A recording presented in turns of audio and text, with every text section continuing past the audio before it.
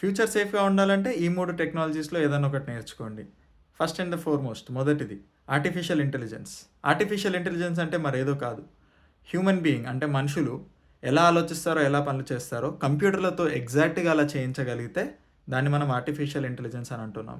2 cloud computing. మన ముందర ఉన్న డెస్క్‌టాప్‌లు, కంప్యూటర్‌లు, ఫోన్‌లు ఇలా కాకుండా ఆన్ డిమాండ్ మనకెప్పుడు కావాలంటే అప్పుడు ఒక కంప్యూటర్, దాని నుంచి ఒక స్టోరేజ్, దానికి సంబంధించిన నెట్వర్క్ ఏదంటే అది ఎప్పటికప్పుడు ప్రొవిజన్ చేయగలిగేదే క్లౌడ్ కంప్యూటింగ్.